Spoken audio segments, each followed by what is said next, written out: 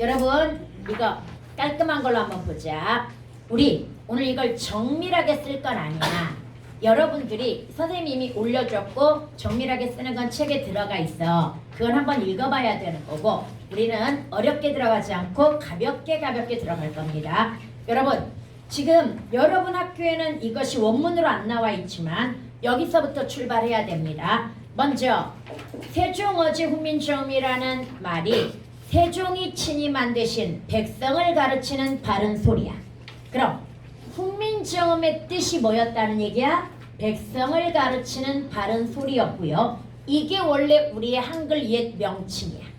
세종대왕이 처음 한글을 만들었을 때 이름을 훈민정음으로 지었던 거야. 그런데 언제? 바로 1933년에 주시경 선생을 중심으로 한 바로 혹시 조선어학회 사건 뭐 이런 거 들어봤니? 하여간 우리말 야 이게 일제 때 우리가 일본에게 동화되지 않은 이유 중에 하나야. 원래 말을 뺏기면 동화되기가 쉽거든. 그런데 그때 우리나라에서는 창씨개명을 강요당하고 또 나아가 조선어를 사용하지 못하게 하는 그런 분위기 속에서조차도 우리말을 계속 사용했고요. 그 다음에 창씨개명하지 않았고요. 그 다음 심지어 우리말을 끊임없이 뭐하는 사람들이 있었어? 연구하는 사람들이 있었던 거야. 정리하는 사람들이 있었던 거야. 그래서 우리말이라고 하는 거 이건 무섭거든. 서로 다른 말을 쓴다는 건 엄청난 이질감이거든. 그래서 북한하고 가장 큰 문제도 뭔지 아니? 점점 언어가 이질화되고 있다는 거. 언어가 달라지면 뭐도 달라져? 생각이나 사고나 가치관도 다 달라지게 되어 있는 거야. 뭔 말인지 얘가 너네 지금 북한 사람을 우리의 동포로 느껴? 우리 민족으로 느껴? 솔직히 못 느끼잖아. 그런데 일제 때도 이걸 지켜냈기 때문에 우리는 일본에 동화되지 않을 수 있었던 거라고 또 한편 보여집니다. 여하튼 세종이 친히 만드신 백성을 가르치는 바른 소리인데 문제는 우리는 이걸 통해서 이거 언제 썼구나? 세종 사후에 썼구나. 그리고 실제로 세조 때 쓴 겁니다. 1459년. 이거 왜 그래? 세종이라고 하는 조호는 언제? 사후에 올려지는 거야. 우리가 부르는 정조니, 영조니, 세종이니 이런 말은 죽고 나서 묻는 거야. 뭔 말인지 알겠지요? 그 다음에 이상해. 뭐가 이상해? 글자 앞에 점이 있네. 근데 점보다도 더 이상한 건 받침이 없어야 될 자리에 받침이 있네. 이거지. 그러면 이 훈민정음 언해본에는 뭐가 쓰였구나? 동국정운식 한자음이 쓰였구나. 여기만 이렇게 쓰고요. 그 다음에 나머지는 전부 동국이라고 요약할 겁니다. 동국정운식 한자음 표기가 쓰였고 동국정운식 한자음 표기에서 기억해야 될 두 개는 뭐다? 이상적 한자음 표기라고 하는 것과 이상적 한자음 표기가 뭐였어? 중국 원음에 가깝게 표기하는 것. 우리 발음을 뭐라고 그래? 현실 한자음이라고 하죠. 이것과는 대비되는 중국 원음에 가까운 아까 이야기했던 병훈이라는 우리식 발음이 중국 발음으로는 뭐야? 빙쉰인데 쉽게 해서 병훈이라고 표기하지 못하고 뭐로 표기했다는 얘기야? 빙쉰이라고 표기했다는 거야. 무슨 문제가 발생했을까? 의사소통이 안 되지. 야 우리는 병훈이라고 알고 있는 애를 이름을 빙신이라고 표기해놨으니 얘 누구야? 이거일 거 아니야. 이거 무슨 말이야? 이게 된단 말이지. 그러니까 오래 안 간 거야 이거. 15년도 안 쓰고 사라졌어. 동국정원식 한자음은. 이해갑니까? 그래서 이상적 용비에도 이거 안 써있다. 용비도 적용 안 됩니다. 동국이는. 이상적 한자음이라고 하는 것과 그 다음에 형식종성이라고 하는 거 완벽한 글자라고 생각했기 때문에 조성 플러스 중성 플러스 뭐까지 들어간다? 받침. 그런데 받침이 없는 건 음가 없는 뭘 넣어줬다? 이응을 넣어줬다라고 하는 거 이런 정도. 물론 선생님 필기본에는 여린이엇, 초성의 여린이엇이 쓰였다거나 아니면은 이형볼에 입성 표시가 들어갔다거나 이런 필기까지 있을 겁니다. 그건 심화된 내용이고 이건 여러분 학교 맞춤. 그리고 여러분 학교에서는 얘도 안 가르칠 가능성은 있는데 동국이는 가르칠 거야. 뭔 말인지 알겠죠? 그 다음 두 번째 뭐가 쓰였구나? 방점이라고 하는 것이 쓰였구나. 방점이 뭐야? 글자 왼쪽에 점이 있네. 그럼 이 방점이 무엇을 드러냅니까? 성조법이라고 하는 걸 드러내죠. 즉 소리의 높낮이가 존재했다라고 하는 거. 그럼 기억해 볼까요?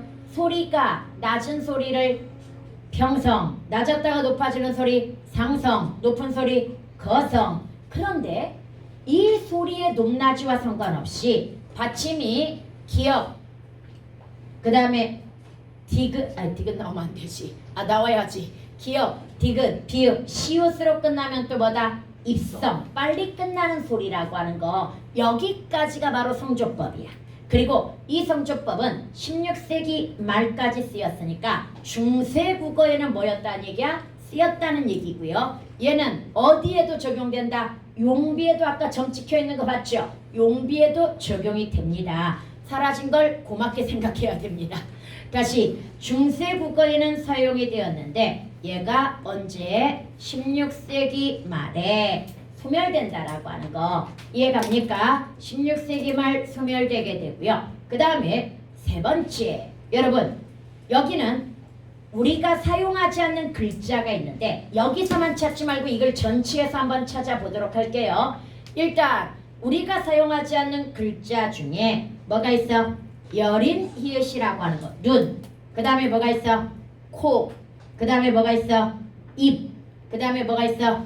점. 그 다음에 여기까지는 28자에 들어가고요. 그 다음 비읍순경음이라고 하는 글자가 있지요.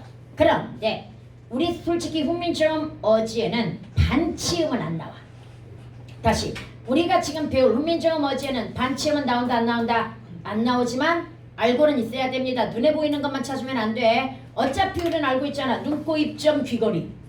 귀걸이가 비읍순경음이야. 눈, 코, 입, 점, 귀걸이 5개가 중요한 겁니다. 뭔 말인지 알겠지요? 그런데 여린이역 같은 경우에는 거의 문법적 기능으로만 쓰였다고 보면 되고요. 반치음 같은 경우에는 받침에서 시옷이지만 조성에서는 그냥 사라집니다. 그 다음에 옛니은 같은 경우에는 이응과 옛니응이 존재한다는 건 이응은 발음할 수 없고 옛니응은 발음할 수 있다는 얘기인데 얘가 16세기 한 중엽 정도까지 사용이 됩니다. 그리고 16세기 말까지 사용되는 게 뭐야? 아래아가 되겠고요. 비읍순경음은 여린 이읍과 거의 비슷한 시기 가장 먼저 사라집니다.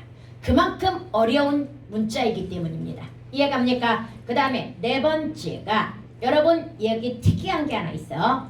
한자가 나오고 한글이 나오고 한자가 나오고 한글이 나온단 말이야. 이걸 뭐라고 하냐면 한자 병기 표기라고 이야기합니다. 즉 초창기에는 한자와 나란히 표기가 되었다는 이야기야. 그리고 한자 병기 표기뿐만 아니라 띄어쓰기가 존재하지 않습니다. 그 다음에 이거 세로쓰기입니다. 가로쓰기 아니고 뭐에 해당이 된다? 세로쓰기에 해당이 된다는 거. 그래서 이 띄어쓰기가 존재하지 않고 세로쓰기라고 하는 점 때문에 가독성. 가독성이 뭐야? 읽는 거야. 읽는 거가 되게 어려웠어. 그래서 사실은 한글이 널리 쓰이기가 좋은 조건이 아니었던 거야. 그런데 우리 나중에 근대국어 말에 가게 되면은 독립신문창간사라고 하는 게 등장하면서 최초로 띄어쓰기를 하거든요. 그러면서 발음할 수 없는 것들도 다 사라지고 이러면서 점점 사용하기 쉬워지면서 뭐 하게 되는 거야? 한글이 널리 보급되게 되는 거라고 보면 됩니다. 이해갑니까? 그 다음에 일단 여기는 4개만 기억하면 돼. 이 문법을. 그 다음 나라 해석이 뭐야? 나라의. 그럼 여기는 시옷이라는 뭐가 들어가 있구나? 관형격 조사가 들어가 있구나. 그리고 이 시옷이라는 관형격 조사의 조건이 뭐야? 무정명사이거나 또는 높임의 대상이거나. 그런데 여기는 왜 시옷이 들어갔어? 무정명사이기 때문에 들어간 거죠. 이해갑니까? 그럼 붙여 여기는 왜 들어갔어? 높임의 대상이기 때문에 들어간 거지요. 이해갑니까? 그런데 조사에서 높임을 드러내는 조사가 하나 더 있는데 우리 지금 125장을 안 배울 거니까 여기서 한번 해버리자. 바로 링금하라는 게 있고 얘가 바로 뭐에 해당이 된다? 극존칭 혹격으로서 상대 높임에 해당이 되고요. 그럼 선생님 시옷은 무슨 높임인가요? 이건 따져봐야 돼. 얘가 지금 뭐 때문에 쓰였는가를 따져봐야 돼. 이해갑니까? 그래야 뭘 높이는지를 알 수 있는 거란 말이야. 그 다음에 여러분들 말싸미, 얘는 형태수 분석을 먼저 해볼게요. 말싸미는 말씀 플러스 그렇다고 한다면 주격조사는 뭘로 분리해야 돼? 자음드니까 오리지널 2로 분리가 될 겁니다. 다시 한번 주격조사 쓰이는 케이스가 세 가지가 있지요. 플러스 2가 있고 플러스 짝대기 2가 있고 플러스 뭐가 있어? 탈락이 있단 말이야. 이때 2는 뭐 뒤? 자음 뒤. 연철까지 고려. 그 다음에 2는 이나 반모음 이를 지휘한 모음 뒤. 축약까지 고려. 그 다음 이나 반모음 이 뒤에서는 뭐? 주격조사 탈락. 그러나 해석할 때는 반드시 문법적으로는 이 가를 붙여서 해석을 해줘가지고 여기에서 주격조사가 탈락되었음을 증명해줘야 됩니다. 이해갑니까? 아까처럼 성의 없이 배 없건만은 다리 없건만은 이렇게 해석하면 안 됩니다. 배가 없건만은 왜? 문법이 목적이잖아. 그게 지금 문학을 목적으로 나온 게 아니잖아. 해석을 목적으로 나온 게 아니야. 문법을 공부하기 위한 목적으로 나왔기 때문에 반드시 해석을 뭐라고 해줘야 된다. 배가 그 다음에 다리가 이렇게 해서 그래야 문법을 이해할 수 있을 거 아니야. 그 다음에 여기에서 또 하나 짚어야 될 것. 이 말씀은요. 옛날에는 말이었습니다. 그럼 옛날에는 두루 말을 가리키던 말씀이 지금은 높임이나 뭐야?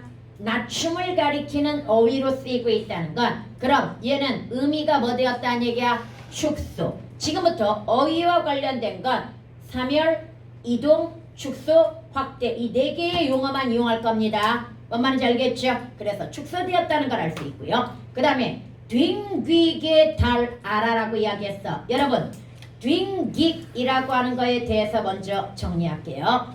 이 뒹긱이라고 하는 것은 일단 조심합시다. 얘는 예전에 국외음어라고 설명을 했습니다.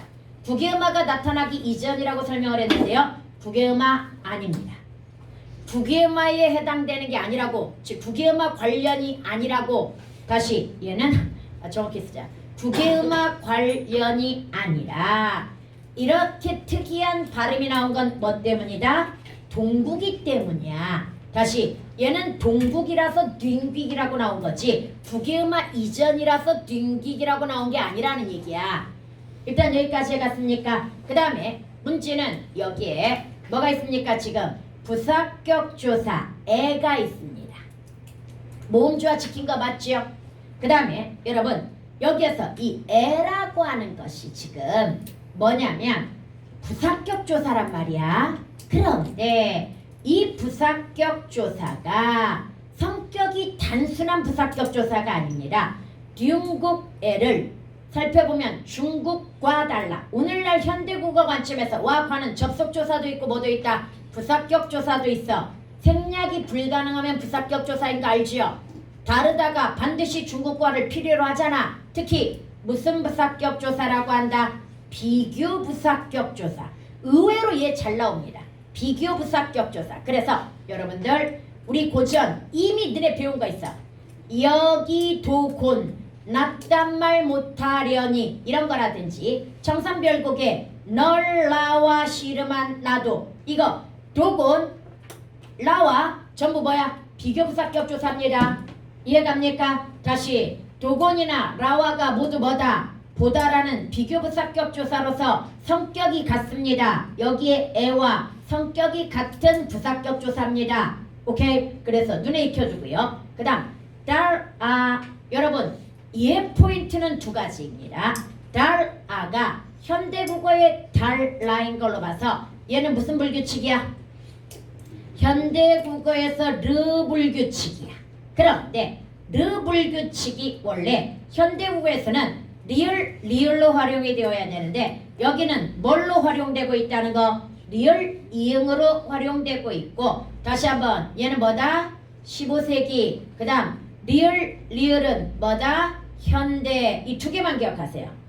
지금 중세국어는 리을 이응형, 현대국어는 뭐다? 리을 리을형. 그래서 다시 한번 문제에서 나왔을 때도 불규칙을 잘 고려해야 돼. 비읍불규칙인지 반치음인지 느불규칙인지 이 정도는 뭡니까? 시험이 1학년 시험에도 나올 수 있어. 그럼 15세기 어형을 잘 기억해야 된다는 얘기야. 비읍불규칙이었으면 15세기의 받침이 비읍승경음이지만 받침에는 나오지 못하니 연철될 때 뭐 할 거다? 비읍승경음이 나타날 거다. 역시 현대국어에서 시옷불규칙이면 15세기에는 반치음이 받침일 것이나 역시 받침에서는 시옷으로 나오고 대신 연철될 때 뭘 것이다? 반치음으로 나타날 것이다. 이해갑니까? 그 다음에 현대국어에서는 르불규칙이 리을 리을형이지만 15세기에는 뭐였다? 리을 이응형이었으니까 역시 뭐 할 때? 활용할 때 잘 봐야 된다는 이야기야. 예를 들어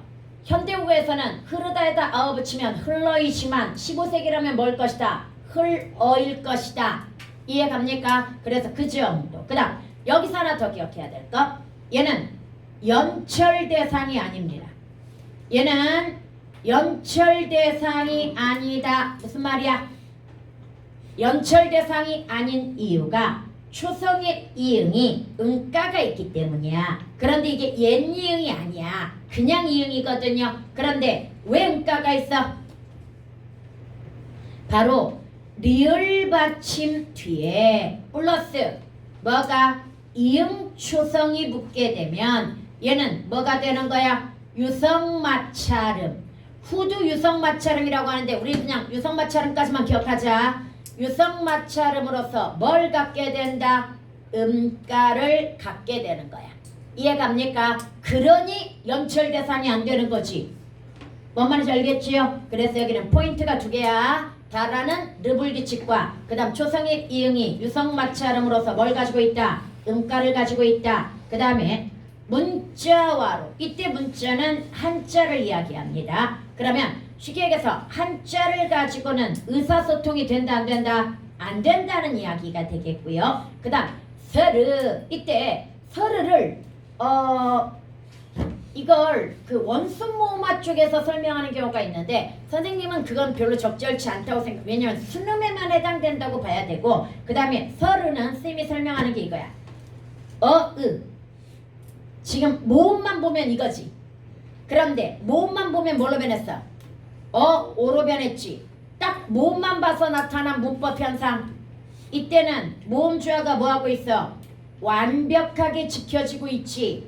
서르라고 했으니까. 그런데 서로라고 가면서 모음 주어가 뭐 했다는 걸 알 수 있어?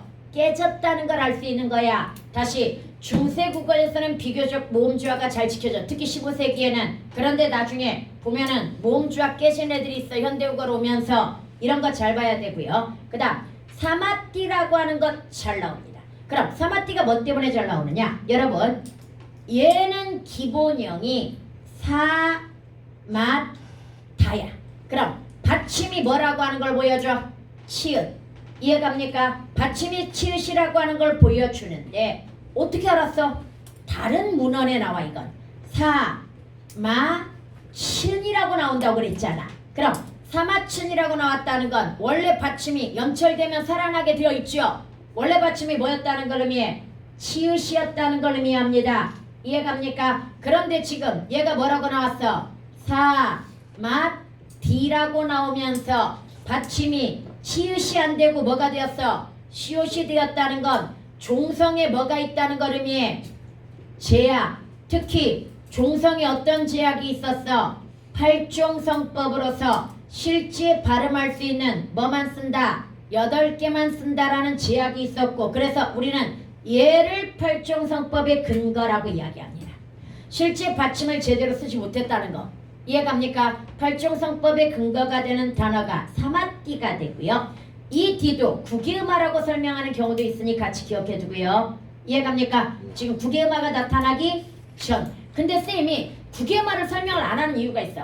사맞다는 말을 오늘날 쓰고 있다면 이 사마띠가 뭘로 변했다? 사마지로 변했으니까 국외음화가 적용되기 이전이다라고 이야기할 수 있겠지만 어차피 사마따라는 단어를 지금 안 써? 안 쓰면 굳이 이거 가지고 나중에 국외음화가 일어났다고 얘기할 필요 있어 없어? 없다라는 이야기야. 그랬으면 국외음화를 안 가르치는데 문제 보니까 얘 국외음화에 해당된다. 그러니까 국외음화 적용 이전에 해당된다라고 이렇게 또 나오기도 하더라고. 참고하세요. 그 다음에 여러분 아니할세 형태 분석해보세요. 아니 그 다음에 플러스 하다의 하 플러스 리을세. 그럼 리을세가 뭐에 해당이 돼? 어미. 하다 뒤에 들어갔으니까 특히 얘는 연결어미인데요. 무슨 연결어미냐면 종속적 연결어미입니다. 그리고 종속적 연결어미 중에서도 뭐에 해당되냐면 원인을 드러내는. 왜냐? 이 리을세 해석이 뭐뭐이므로입니다. 뭐뭐이므로이기 때문에 종속적 연결어미 중에서 원인을 드러내는 종속적 연결어미에 해당이 됩니다. 이해갑니까? 이건 아까 어디에도 나와? 용비어천가 사장에도 이거 리을세가 나오는데 여기서 조심해야 될 거 리을세만 있습니까? 리을세가 있다면 뭐도 있겠어? 을세도 있고 그 다음에 알세도 있겠지. 뭔 말인지 제가 모든 어미는 자연스럽게 연결하기 위해서 뭘 집어넣을 수 있다? 그런데 모음 조화시켜야 되니까 뭐도 들어갈 수 있다? 이해갑니까? 그래서 리을세, 을세, 알세 세 가지 형태가 존재할 수 있다는 거. 오케이. 그 다음에 그 밑에 이런 전차로는 까닭으로인데요. 지금 이거 써 안 써? 안 쓰니까 얘는 사라고 이야기할 수 있습니다. 어린이, 어리석은으로 해석되었다는 건 지금은 단어의 의미가 달라졌죠. 그럼 이거 뭐야? 이동이라고 볼 수 있고요. 그 다음 바로 이거야. 백시형이라고 했을 때 이거가 학교에서는 동국정식 한자음 표기가 아니다라고 가르치는 경우가 많다고 그랬어. 그러나 동국정식 한자음 표기가 적용된 문헌이라고 한다면 거기 등장하는 모든 한자어가 뭘 거다? 동국정식 한자음 표기일 거다. 단 동국정식 한자음 표기 중에 중국 원음이 워낙 우리 한자음과 거리가 먼 것도 있겠지만 우리 한자하고 뭐한 것도 있을 거다? 비슷한 것도 있을 거다. 그래서 얘는 현실 한자음에 가까운 한자음일 뿐이지 얘가 현실 한자음 표기라는 얘기는 아니라는 얘기야. 내 말은 뭔 말인지 얘가 근데 자꾸 동국정식 한자음이 아니다 이러면 동국정식 한자음 표기가 적용 안 됐다 이 말이 돼버리잖아. 그래서 그건 적절치 않고 현실 한자음에 가까운 한자음이다. 이렇게만 이해하고 있으면 좋을 것 같습니다. 이해갑니까? 그 다음에 옛 이응은 원래 받침 발음할 수 있는 이응은 연철 대상 아니다. 현대국어도 마찬가지야. 받침 이응은 연철 대상 자체가 아닙니다. 오케이. 그 다음에 이르고자가 현대국어에서 이르고자거든요. 그러면 이르고자 니가 뭘로 변한다는 거? 이야 여유 유예로 변한다는 게 두음법칙인데 그럼 현대국어에서는 두음법칙이 일어났지만 아직 두음법칙이 나타났다 나타나지 않았다 나타나지 않았다는 걸 의미합니다. 이해갑니까? 현우가 엄마 오셔? 10분만 오밖에. 그 다음에 홀 여러분들 홀이라고 하는 것이 지금 25분인데 40분에 끝내겠다는 이야기야. 홀 얘가 현대국어가 할 바가야. 그럼 현대국어 분석해보면 하다에다가 관형사형 전성어미 니을에다가 의존명사 바에다가 가라는 주격조사란 말이지. 그런데 고전에서는 할이 아래 하자가 들어가야 돼. 그런데 지금 뭐가 나왔어? 홀이라고 들어갔으니까 오가 빠져나와야 되겠지. 그 다음에 홀, 리을, 관형사형 전성어미겠지. 그런데 리을 옆에 여린이어디 있대? 뭔가 문법적 기능이겠지. 그 다음에 바, 의존명사겠지. 그 다음에 남는 게 뭐야? 짝대기 이, 모음 뒤니까 짝대기 이로 분리해야 되는 거야. 그럼 이름 한번 얘기해 볼까요? 하가 뭐다? 용언의 어큰. 다시 이거 뭐다? 용언의 어큰. 리을이 뭐다? 관전어. 관형사형 전성 어미. 바가 뭐다? 음영, 의존 명사. 이가 뭐다? 모음 뒤에서 짝대기 주격조사인데 여기까지는 현대국어 문법으로 설명이 가능해. 그런데 무엇이 현대국어로 설명할 수 없다. 오와 여린이읍. 그런데 이미 우리는 오 배웠어. 오가 뭐다? 관형사형 전성어미 앞에 나타나면 관계관형절 표시. 모르겠으면 그냥 관형절 표시 선어말어미 오우. 더 모르겠으면 그냥 선어말어미 오우. 뭔 말인지 제가 다시 관계관형절 표시 선어말 어미 오우입니다. 선어말 어미이고요. 그 다음에 이 여린 이엇은 그냥 외우세요. 경음부호입니다. 경음부호가 뭡니까? 된소리 부호라고 해가지고 뒤에 발을 뭐로 읽어라? 된소리로 읽어라. 즉 뒤에 걸 된소리로 읽으라는 얘기야. 그럼 할바가가 아니라 뭡니까? 할바. 즉 홀빼 이렇게 읽으라는 얘기야. 여기까지 해갔죠? 그 다음에 이시어도 있어도 얘는 별로 설명할 거 없고요. 마침내 원래는 얘도 맞다에다가 암이라는 명사파생 접사에다가 내라는 부파접에다가 이렇게 설명하지만 이번에는 그렇게 설명하지 않을게. 그냥 마침내. 다시 얘는 그냥 뭐다? 있어도 그 다음에 마침내 이렇게 갈게. 어렵게 가면 뭐다? 한 번만 써줘볼까? 맞다. 그 다음에 플러스 명파접 암. 그 다음에 플러스 부파접 네. 왜? 얘가 왜 부파접이야?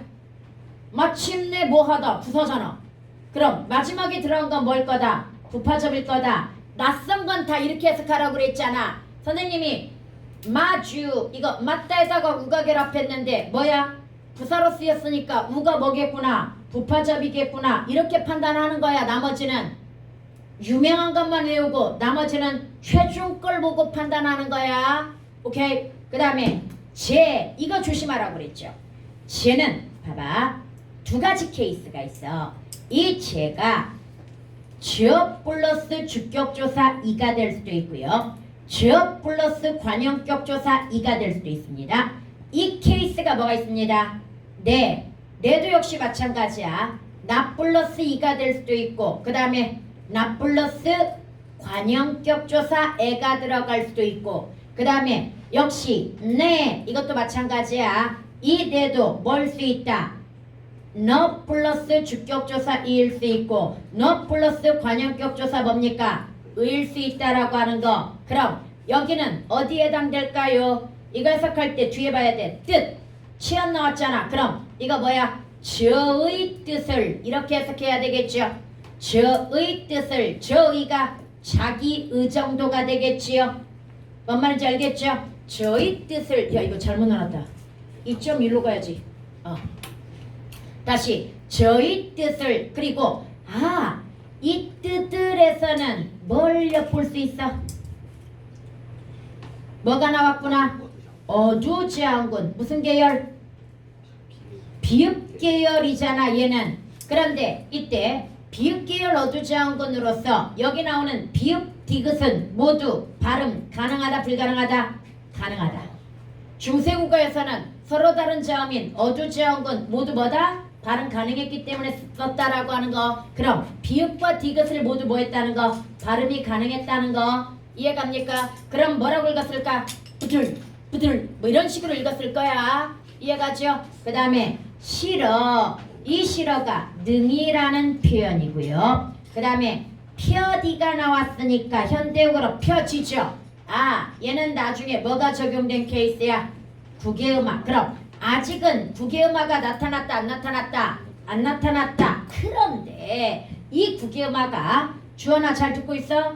역사적 국외음악라고 하는 것과 공시적 국외음악라고 하는 것이 있단 말이야. 지금 우리가 현대국어에서 배운 건 공시적 국외음악이야. 그러나 지금 배우고 있는 건 역사적 국외음악이야.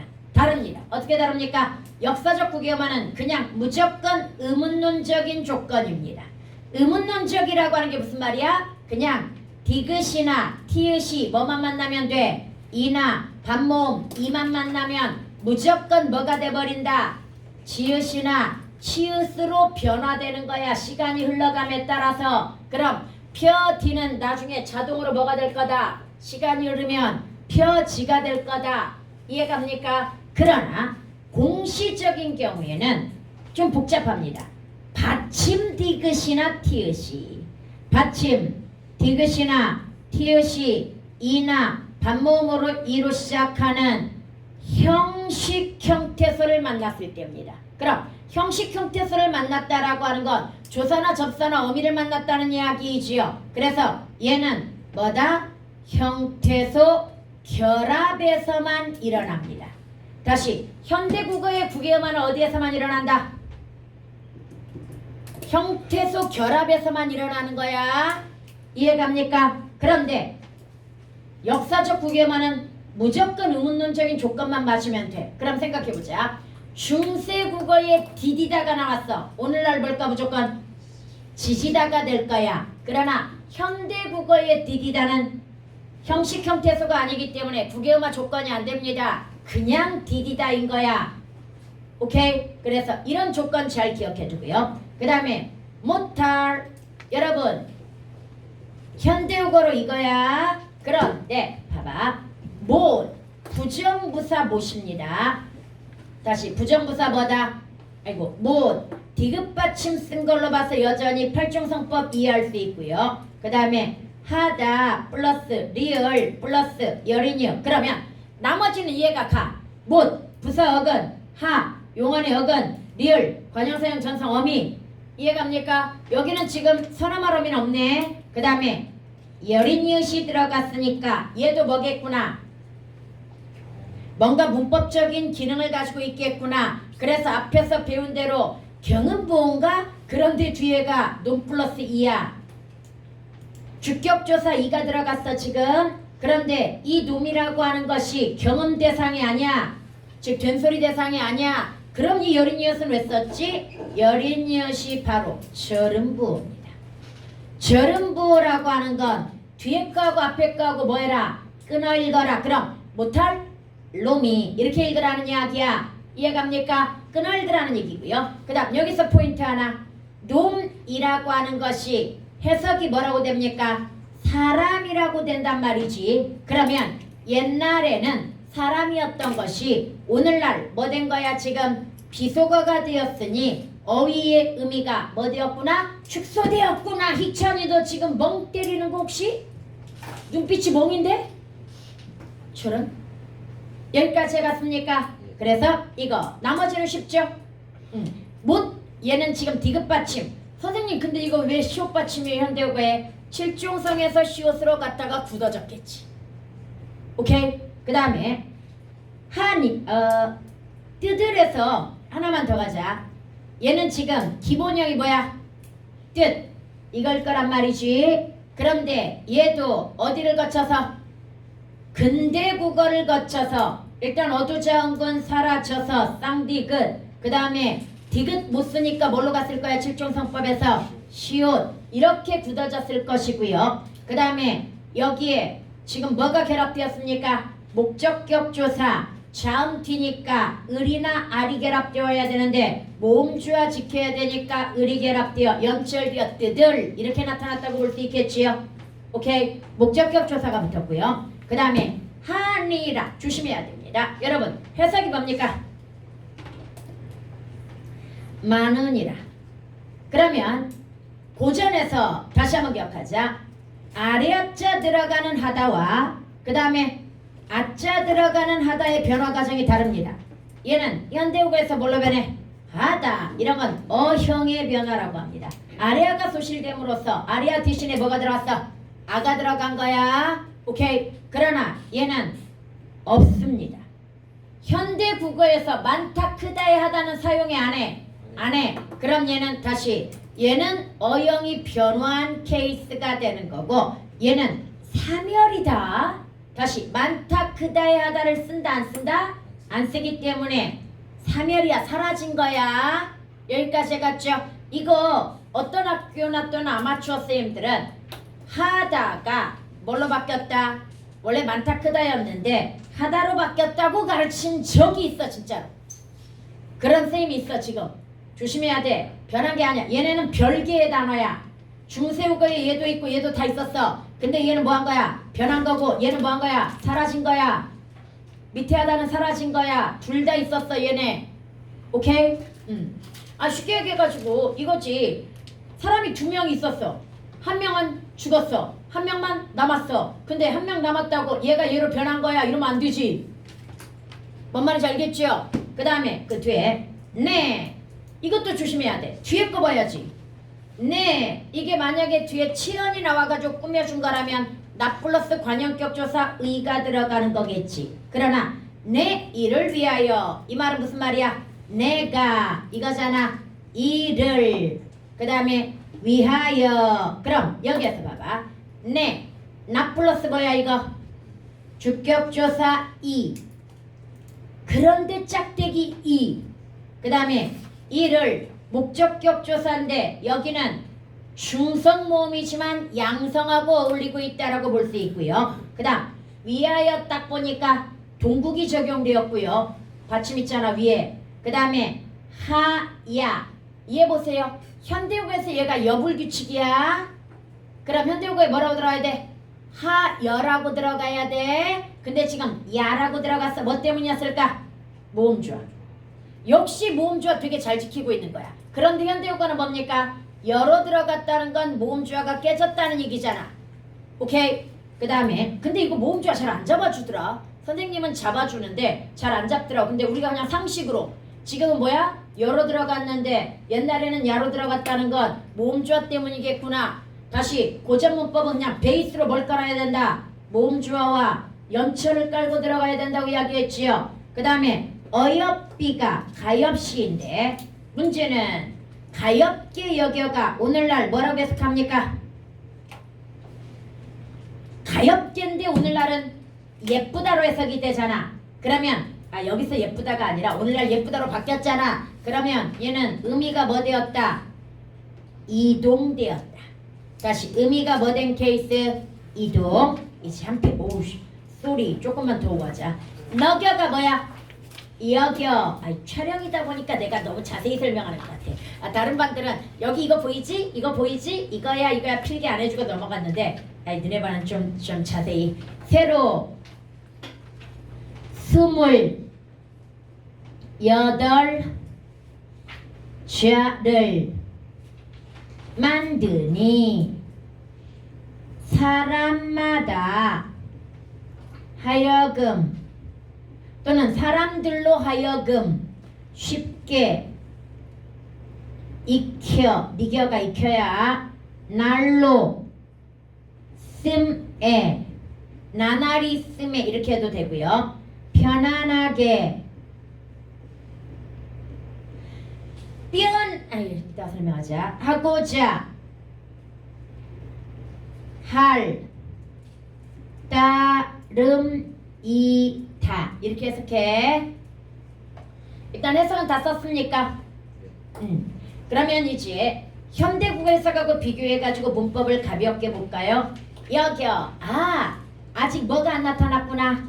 두음법칙이 안 나타났구나. 그 다음에 스물 아직 뭐가 안 나타났구나. 원순모음화가 안 나타났구나. 그 다음에 28자가 좌음은 몇 개? 17개. 모음은 몇 개? 11개. 원래는 이거 싹 써줬는데 오늘은 이것만 하고 이 중에 사라진 거 몇 개? -4. 그 -4가 뭐다? 눈, 코, 입점. 오늘날에는 이거 안 쓴다는 얘기야. 비읍 쓴 경우는 여기 28자에 안 들어가니까 여기에는 안 들어가는 거야. 오케이? 그 다음에 맹가노니 형태에서 분석해봐. 맹갈다. 이게 만들다야. 맹갈 플러스 현재 시제 선언 어음이 나 플러스 그럼 남는 게 오지. 오 플러스 니. 그럼 여러분 얘는 어근인 거 알겠고 얘 현재 시인 거 알겠고 얘가 바로 뭐다? 얘는 연결어미 앞에 왔으니까 1인칭 주어 선어말 어미가 되는 거야. 다시 1인칭 주어 표시 뭐다? 선어말 어미 오우가 들어간 겁니다. 이해 갑니까? 이거 누가 가르치셔? 문법? 이제 오케이. 헤어가 하여금. 그러면 하여금이라고 했을 때 이게 부사지만 여하튼 사동의 의미를 갖거든요. 그러면 하여도 역시 뭘 거다? 사동. 그래서 이건 이렇게 분석합니다. 하 플러스 이 플러스 어로 분리합니다. 그래서 이것 때문에 일단 쌍이응이 쓰였다고는 하지만 쌍이응이 원래 있던 문자인 건지 이 어가 합쳐져 가지고 만들어진 건지 좀 애매하긴 합니다. 여하튼 간에 하이어라고 했을 때 이가 바로 뭐다? 사동접사가 끼어들었다고 보는 거야. 이해갑니까? 사동접사가 끼어들어 축약되는 과정에서 뭐가 되었다? 해여. 이게 되었다고 보는 거야. 그 다음 수비. 여러분 얘 변화 과정 다시 한번 기억하자. 기본형이 뭐였을 거다? 쉽다. 오늘날이 쉽다가 옛날에 숲다였나봐. 그래서 근데 사투리에 진짜 쉽다라고 안 하고 숲다라고 아유 수어 뭐 이렇게 하는 할머니들 발음이 있긴 하거든요. 여하튼 간에 숲다에다가 플러스 뭐가 이가 결합되었다고 이야기했잖아 지금. 그런데 얘가 뭐야? 부파접이잖아. 그럼 연철을 했을 때 뭐가 됩니까? 수비가 되겠으나 부파접 앞에서 비읍 쓴 경험은 나중에 뭐하게 된다? 사라지게 되고 그래서 수이. 그래서 줄어서 뭐가 된다? 쉬. 그러나 오늘날은 쉬라는 부사보다 뭘 더 많이 쓴다? 쉽게라는 부사를 더 많이 쓴다라고 하는 거. 여기까지 해갔습니까? 근데 그런 말은 다 그대로 있어. 가벼이 여기지 말아라. 외로이 지냈다. 얘네도 봐봐. 외로 플러스 뭐야? 부파접 이. 가볍 플러스 뭡니까? 부파접 이. 그러면서 비읍 쓴 경험이 사라지면서 가벼이, 외로이 이렇게 나왔을 거라고 하는 거. 오케이? 그 다음에 익혀. 얘도 봐봐. 분석해보자. 닉다 플러스 이 플러스 뭐가 되는 거야? 그래서 원래는 니기여 이건데 옛날에는 이라는 사동접사가 들어갔지만 얘가 지금 사동접사야. 이라는 사동접사가 들어갔지만 오늘날은 뭐가 들어간 거야? 희가 들어간 거지. 오늘날 사용된 것과 중세국에서 사용된 사동접사가 다른 케이스야. 무엇을 익혀서 이거잖아 지금. 이해갑니까? 날로 쓰면은 이제 지겹지. 어두장군 쓰다에다가 플러스 명파접이야 명전어야. 명전어 음에다가 부사격조사 뭐가 들어갔다? 애가 들어갔다는 거 알겠지? 설명 다시 안 해줘도 되지? 너무 지겨워서 통과. 그 다음 뼈안기. 여러분 뼈안기에서 뼈 안에 초성 봐봐. 뭐가 있어?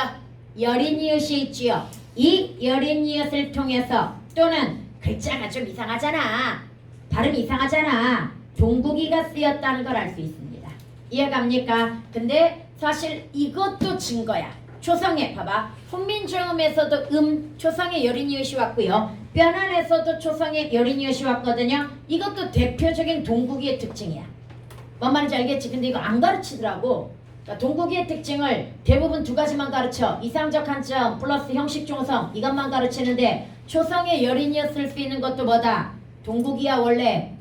뭔 말인지 알겠죠? 그 다음에 하고저. 얘는 오히려 어미 형태가 고저의 형태로 나와 있는데 모음주하고는 얘는 상관없이 쓴 것 같고요. 그 다음에 할. 여러분 얘는 봤더니 하다에다가 플러스 니을에다가 또 뭐가 들어갔어?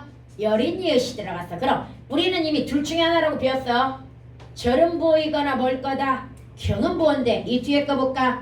이 뒤에 거 보니까 뭐가 나왔냐면 따람. 일단 얘도 선생님은 따르다에다가 암이라는 명파접이 붙은 거 아닐까라고 추정하지만 일단 학교에서는 이걸 의존명사로 가르치거든요. 그러면서 여기에다가 이다라는 뭐가 들어갔어? 지금 서술격 조사가 들어갔단 말이야. 그런데 자음 뒤니까 오리지널 뭐가 들어가야 돼? 이가 들어가야 되는 거 맞습니다. 이해갑니까? 그 다음 기억나? 선생님이 평서형 종결어미 서술격 조사의 평서형 종결어미는 뭐가 들어가야 된다? 라. 그런데 여기는 뭐까지 들어갔어? 니, 라. 이렇게 들어간 거야. 이해갑니까? 그럼 여기에서 여러분 이 뒤에가 이미 다시 어두지 않고는 이미 나중에 된 소리야. 그럼 얘는 된소리 조건이 안 된단 말이야. 그럼 얘는 뭘 의미할까? 얘도 여기에서도 절음부호입니다. 그럼 나머지는 말로만 해볼게. 하, 용언의 어근, 리을, 관형사용, 전성, 어미, 여린이엇, 절음부호, 따람, 의존명사, 어근, 이, 서술격조사, 어간격인, 이, 그 다음 니, 선어말, 어미, 라, 평소형, 종결, 어미. 이렇게 설명하는 거야. 학교에서는 이렇게 디테일하게는 해주지 않겠지만 뭔 말인지 알겠죠? 그럼 우리는 다음 주에 뭐만 할 거야? 용비어청과 지금 여긴 없다. 사장하고 그 다음에 교과서를 한번 점검해 볼 거야. 근데 교과서는 선생님이 설명해 준 것보다 훨씬 쉽게 나왔기 때문에